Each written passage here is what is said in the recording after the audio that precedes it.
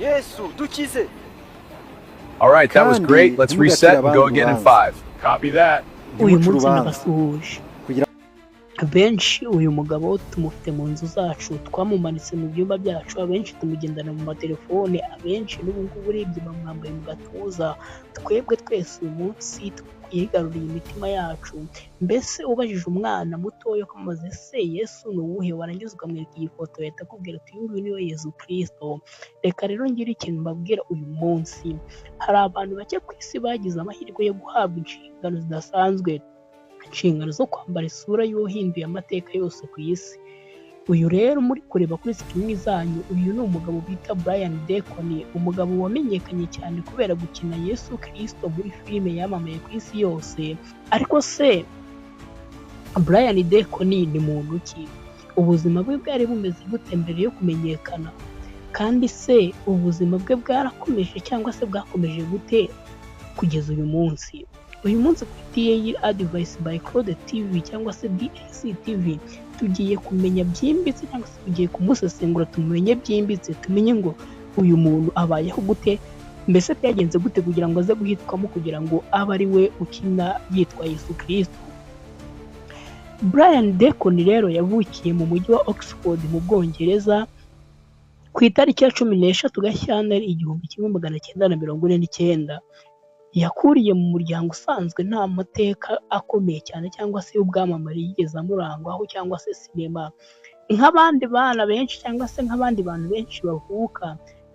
Yakuze ari umwana ukunda kwiga ndetse no kwireba ndetse no kwiga cyane, agakunda kwiga cyane ku isi ndetse n'uko ikora. Mu gihe cy'ubuto bwe rero Brian Deacon yagaragaje impano idasanzwe yo gukina no kwiyumvisha. Yatangiye kwitabira amakinamico ndetse no mu mashuri aho bigaga yagendaga mu matsinda y'urubyiruko, cyane cyane nko muri Oxford Youth Theatre. Aho niho yatangiriye gutekereza ko gukina cyangwa se gukina amateateri bishobora kuba umwuga w'ahazaza. Mu myaka y'1970 rero Brian Deacon yatangiye kwinjira mu mwuga wo gukina filime n'ibitaramo bya televiziyo. Yakinnye mu mafilime cyangwa se muri filime zitandukanye zirimo The Triple Echo, Vampires n'izindi zitari iz'iyobokamana. Muri iki gihe Brian yari icyamamare gikomeye, yari umukinnyi uharanira kubona amahirwe, agenda akina uduce duto duto yiyubaka buhoro buhoro nk'uko bigenda ku bandi bakinnyi benshi bataramenyekana. Hanyuma mu mwaka w'1979 habaye ikintu cyahinduye amateka ya Brian Deacon burundu cyane. Yatoranyijwe mu bakinnyi barenga 900 bashakaga gukina uruhare cyangwa se bashaka gukina title ya Yesu Kristo muri filime yiswe Jesus. Iyi filime yari igamije kugaragaza ubuzima bwa Yesu bushingiwe cyangwa se bashingiye ku ivanjiri ya Luka kandi yakiniwe ku butaka bwa Israeli. Brian Deacon yatoranyijwe kubera isura ye, imvugo yituje n'uburyo yashoboraga kugaragaza urukundo, imbabazi ndetse n'ubwiyoroshye. Filime Jesus yabaye imwe muri filime zakunzwe cyane ku isi hose, yarebwe n'abantu babarirwa muri za miliyari, ihindurwa mu ndimi zirenga 1000, ikaba ikoreshwa mu kwamamaza ubutumwa bwiza mu bihugu byinshi. Kuri benshi isura ya Yesu Kristo bahoraga babona yari isura ya Brian Deacon, cyangwa se uyu munsi isura muhora mureba twese umuntu twita Yesu Kristo n'uriya mugabo wo mu Bwongereza ndi kubabwira bita Brian Deacon. Uko ubajije umuntu wari wese, ubajije umukecuru, ubajije umusaza, ukamwereka cyangwa se ifoto ya Brian Deacon, uyu munsi ahita akubwira ati uyu nguyu niwe Yesu Kristo. Nubwo iyi filime yamuhaye izina rikomeye, ariko Brian Deacon yahuye n'ingaruka zidasanzwe. Abantu benshi batangiye kumubona nk'uwagombaga gukina Yesu gusa, bigatuma amahirwe ye yo mu zindi filime agabanuka kuko bumvaga ko nyine ari Yesu Kristo, bakumva yuko nta zindi role yakina usibye kuba Yesu Kristo gusa. Urumva ko byamugizeho ingaruka zo kuba yakina mu zindi filime. Brian Deacon rero ubwe yigeze kwivugira ko gukina ari Yesu byari icyubahiro gikomeye, ariko kandi bikamushyira mu mwanya utoroshye. Abantu benshi bamufataga nk'umuntu wera, nyamara we yari umuntu usanzwe ufite ubuzima bwe bwite n'ibitekerezo bye. Yagize ati gukina Yesu cyangwa se gukina Yesu byahinduye uko abantu bambona, ariko ntago byahinduye uwo ndiwemo imbere.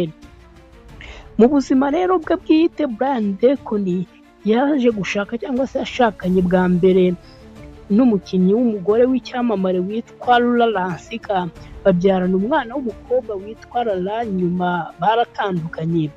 Urumva ko yigeze gushaka umugore wa mbere baratandukana, nyuma yaho rero yashakanye na Natalie Brooke-Lane, bakomeza ubuzima bwabo mu ituze kure cyane y'itangazamakuru. Ubwo bahise bajya kure y'itangazamakuru. Nubwo yakinnye Yesu, Brian Deacon ntabwo yigeze avuga ko ari umukristo ukomeye w'iyobokamana, ahubwo yavuze ko afite imyemerere ye bwite ashingiye ku bumuntu, indangagaciro ndetse no kubaha ubuzima. Nyuma y'imyaka rero ya sinema, Brian Deacon yakomeje gukora n'indi mirimo irimo gukina amajwi cyangwa se ibyo bita voice acting, cyane cyane mu mikino ya video nka Star Wars, Night of the Old Republic 2. Ntabwo yigeze asubira mu rwego rwo hejuru rw'ubwamamare nka mbere, ariko yakomeje kuba umuntu wubahwa mu mwuga wo gukina. Uyu munsi Brian Deacon ni umugabo ugeze mu zabukuru, abayeho mu buzima butuje, ntagaragara cyane mu itangazamakuru, ariko izina rye riracyari ikimenyetso gikomeye cyangwa se riracyari ikimenywa bose ku mateka ya sinema n'iyobokamana. N'uyu munsi rero iyo abantu batekereje kuri filime ya Yesu mu 1979 batekereza Brian Deacon niwe uhita uza mu bitekerezo, kuko benshi uyu munsi baramurota. Iyo umuntu akubwiye ngo yarose Yesu Kristo, numwereka ifoto ya Brian Deacon azakubwira ko uyu muntu ari we yarose. Inkuru ya Brian Deacon rero itwigisha ko rimwe na rimwe umuntu ashobora guhabwa inshingano imwe gusa, ariko igahindura amateka ye ndetse n'ay'abandi benshi. Si ukubera uwo yari we gusa, ahubwo ni uko yemeye kuba igikoresho cy'ubutumwa bukomeye. Wowe urimo kureba, ese ni iyihe nshingano wahawe mu buzima? Ese urimo kubyubaha? Ese ibyo waragejwe uri kubikoresha neza? Ese ibyo washinzwe gukora uyu munsi uri kubikora neza? Sinzi niba uri kubikora, sinzi ahari wowe niba uri kubikora, wabishyira muri komenti. Murakoze cyane gukurikira Daily Advice by Claude TV. Ntimwibagirwe gukanda subscribe, like ndetse no gusangiza abandi kugira ngo tumenye amateka ndetse n'ibindi byinshi. Ndabakunda cyane, ubundi mwe